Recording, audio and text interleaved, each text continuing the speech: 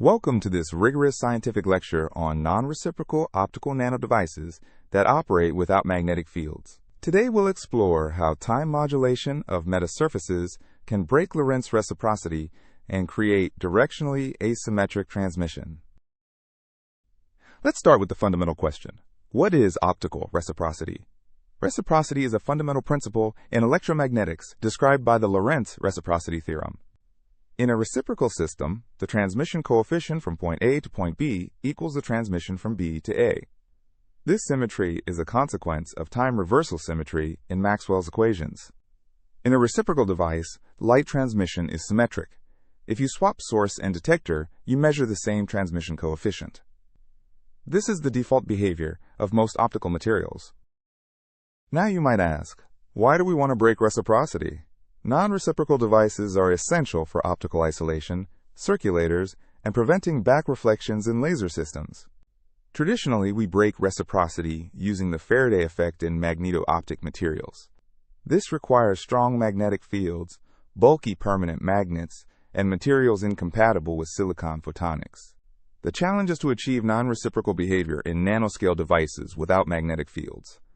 This would enable chip-scale integration and compatibility with standard fabrication processes. Let's understand the theoretical foundation. The Lorentz reciprocity theorem states that for linear, time-invariant, and non-magnetic media, reciprocity must hold.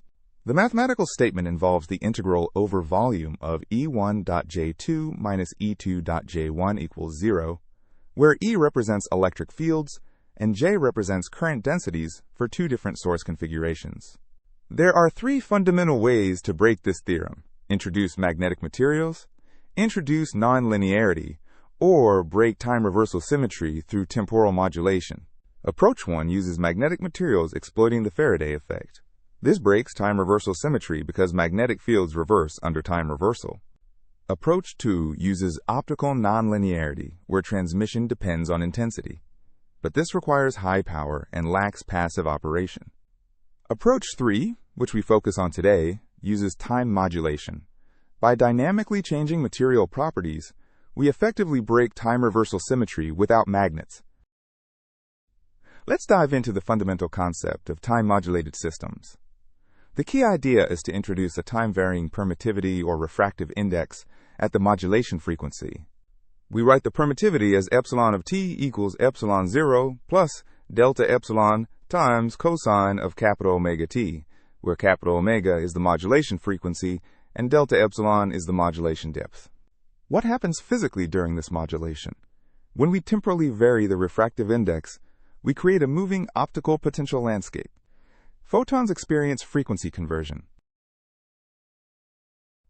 Imagine a spatial wave pattern that moves in time. This creates asymmetry.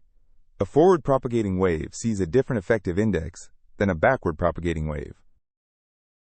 Now, here's where it gets interesting. We can create angular momentum bias by spatially structuring the temporal modulation across a metasurface. We write epsilon of r and t equals epsilon 0 plus delta epsilon times cosine of m phi minus omega t, where phi is the azimuthal angle and m is the azimuthal mode number. This creates a rotating modulation pattern. This spatiotemporal pattern breaks the symmetry between forward and backward propagation. The modulation appears to rotate in one direction, creating an effective angular momentum. Picture a circular metasurface where the modulation pattern rotates around the center. Light traveling with the rotation experiences different phase accumulation than light traveling against it. Let's examine the frequency conversion process more carefully. When light interacts with the time-modulated structure, sidebands are generated. The output frequency equals the input frequency plus or minus integer multiples of the modulation frequency omega. This is analogous to Brillouin scattering, but with engineered dispersion. Here's an important question. What modulation frequency do we actually need for optical frequencies? Let's do a back-of-the-envelope calculation.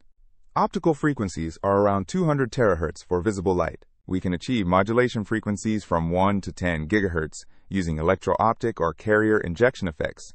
This is orders of magnitude slower than the optical frequency. The ratio is about 10 to the minus 5. This seems tiny, but the key is that we're creating a phase velocity that's comparable to the photon group velocity in the nanostructure.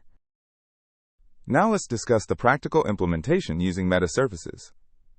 A metasurface is a two-dimensional array of subwavelength optical antennas that control electromagnetic waves. A metasurface consists of an array of nanoscale resonators, often made from silicon or gold. Each element, called a meta-atom, can be individually controlled electronically. By applying time-varying voltages to each meta-atom with specific phase relationships, we create the spatiotemporal modulation pattern needed for non-reciprocity. We can use electro-optic materials like silicon with carrier injection or lithium niobate with the Pockels effect to achieve modulation speeds in the gigahertz range. Let's look at a specific design, a circular array of coupled ring resonators. This geometry naturally supports angular momentum states. Consider 8 ring resonators arranged in a circle.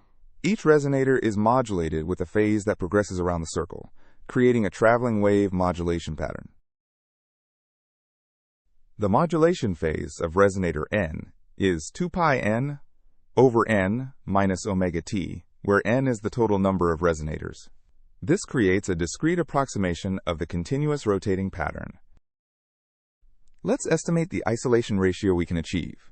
The isolation is the ratio of forward to backward transmission in decibels. Isolation I equals 10 times log base 10 of t forward over t backward, measured in decibels. The key parameter is the modulation strength beta, which depends on the modulation depth and the resonator quality factor. Beta equals delta n over n times q, where delta n over n is the fractional refractive index change, and q is the quality factor. For silicon ring resonators, let's plug in realistic numbers. The fractional index change is around 10 to the minus 3 using carrier injection, and quality factors of 10 to the 4th are readily achievable. This gives beta around 10, which is a strong modulation regime. The isolation scales approximately as 20 times log base 10 of beta, giving us about 20 decibels of isolation. This is sufficient for many applications. Now let's discuss the phase matching condition, which is critical for efficient non-reciprocal operation. The phase mismatch delta k equals k forward minus k backward, plus or minus m times omega over Vg, where Vg is the group velocity and m is the modulation order. For maximum non-reciprocity, we need to match the modulation velocity to the photon propagation velocity. This ensures constructive interference for forward propagation and destructive for backward. The modulation velocity versus mod equals omega r over m equals Vg, where r is the ring radius. This condition can be satisfied by choosing the appropriate modulation frequency. Let's look at parameters from a recent experimental demonstration. Research groups have achieved impressive non-reciprocal transmission using these principles. The device used a lithium niobate microring resonator array, taking advantage of the strong electro-optic effect in this material. Ring radius was 50 microns. Operating wavelength was 1550 nanometers in the telecom band. Modulation frequency was 2 pi times 2 gigahertz. The group velocity was about 0.1 times c due to the high index material and resonator slow light effect. The experimental result achieved 35 decibels of isolation with less than 3 decibels of insertion loss. This exceeds the performance of many commercial Faraday isolators. An important practical consideration is bandwidth. Time-modulated, non-reciprocal devices typically have narrower bandwidth than magneto-optic devices. The bandwidth delta lambda approximately equals lambda squared over 2 pi nr, determined by the resonator-free spectral range. There's a fundamental trade-off between isolation strength and bandwidth. Higher Q resonators give stronger isolation but narrower bandwidth. For telecommunications applications, bandwidths of 10 to 100 GHz are typical, sufficient for individual channel isolation. Let's examine the energy requirements. Unlike passive magneto-optic isolators, time-modulated devices require active power for modulation. A key question is, how much electrical power is needed to drive the modulation? The modulation power equals 1/2 CV squared F mod, where C is the capacitance, V is the voltage swing, and F mod is the modulation frequency. For a typical silicon photonic modulator, capacitance is around 100 femtofarads, voltage swing is 2 volts, frequency is 5 GHz. This gives approximately 1 milliwatt per modulation element. For an 8-element array, Total power is around 10 milliwatts, which is acceptable for integrated photonics. Let's compare our time-modulated approach with conventional magneto-optic isolators to understand the advantages and limitations. Magneto-optic isolators using the Faraday effect are passive, have broad bandwidth, but are bulky and incompatible with chip-scale integration. Time-modulated isolators require active power, have narrower bandwidth, but are fully integrable with silicon photonics and CMOS electronics. The key advantage is eliminating magnetic materials, enabling monolithic integration with lasers, modulators, and detectors on a single chip. Let me give you a helpful analogy to build physical intuition. Think of the modulated metasurface as a moving conveyor belt for photons. Imagine a conveyor belt moving to the right. A ball rolling with the belt requires less energy than a ball rolling against it.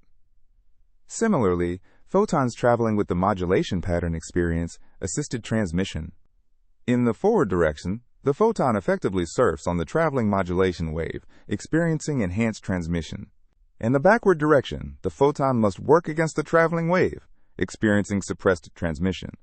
This is the essence of non-reciprocity.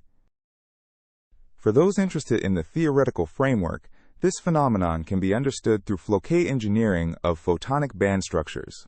We write the time-dependent Hamiltonian as h of t equals h0 plus h1 cosine omega t, describing the static system plus the time-periodic perturbation.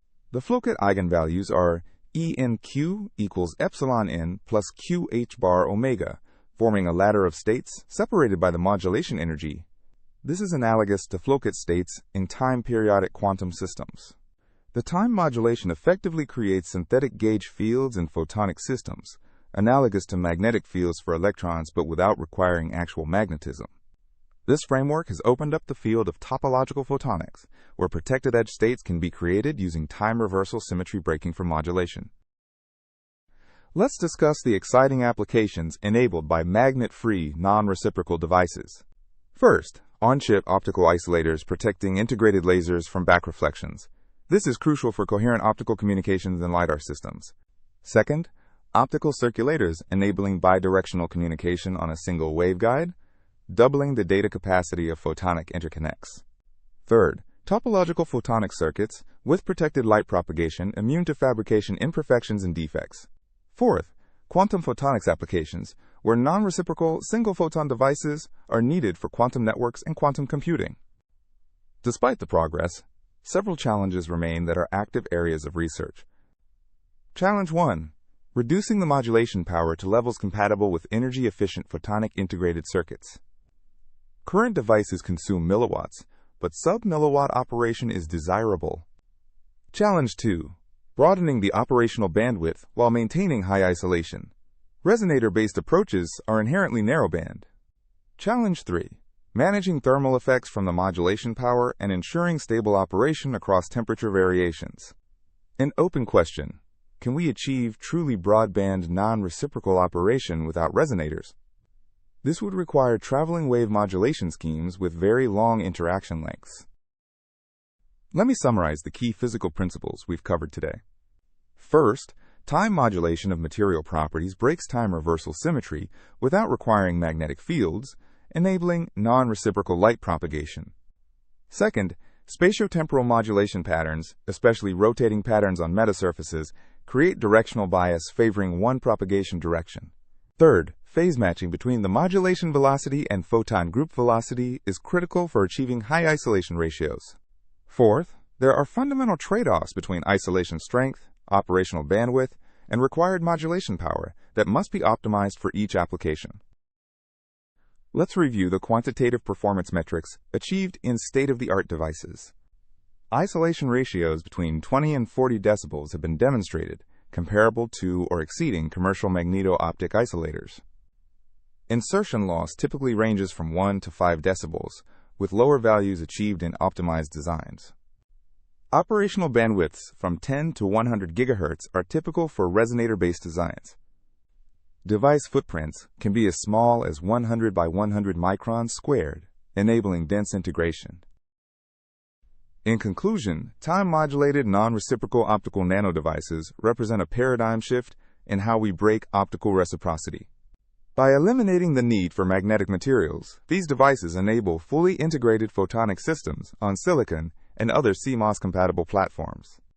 The underlying physics of time-periodic systems opens exciting new frontiers in topological photonics and synthetic gauge fields. With continued development, commercial deployment is realistic within a 5 to 10-year timeline, particularly for telecommunications and LiDAR applications. The key remaining challenge is achieving ultra-low power modulation while maintaining performance, which will require new materials and device architectures. Thank you for joining this rigorous scientific exploration of non-reciprocal optical nanodevices. The combination of time modulation, metasurface engineering, and careful phase matching provides a powerful toolkit for controlling light propagation at the nanoscale without magnetic fields. This field continues to evolve rapidly, with new discoveries emerging regularly,